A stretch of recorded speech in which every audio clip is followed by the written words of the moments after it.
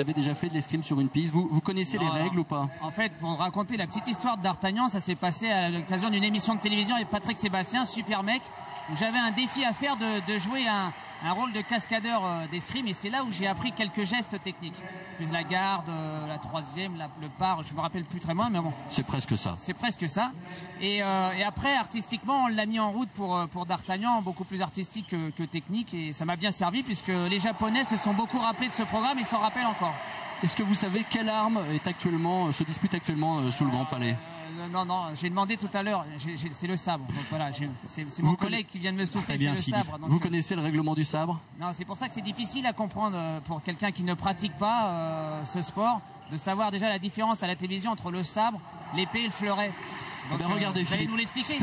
spécialement pour vous, un champion olympique français, Boris Sanson, vous propose une leçon particulière pour découvrir le sabre dont nous allons parler aujourd'hui.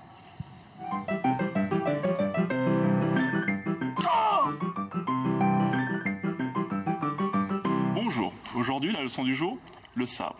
C'est l'arme qui m'a permis d'être champion olympique par équipe.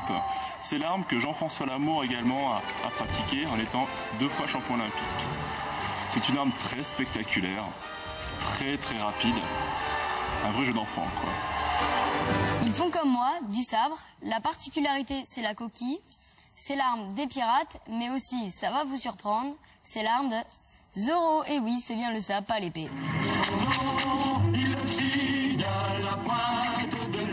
Non, du sabre. Au sabre, on peut toucher avec la pointe, mais aussi avec le tranchant et le dos de la lame. Il n'y a qu'au sabre qu'on peut couper ainsi son adversaire en tranches. Sinon, il faut viser la partie supérieure du corps, car c'était l'arme des cavaliers, et ça ne servait à rien de tuer le cheval en dessous. Prenez garde, le sabre est une arme de convention. Attention à la priorité. Et oui, quand 2 sabreurs se touchent en même temps, c'est celui qui allonge le bras en premier qui remporte le point. Et pour reprendre la priorité, il faut écarter la lame de son adversaire et réattaquer. C'est la fameuse paradriposte.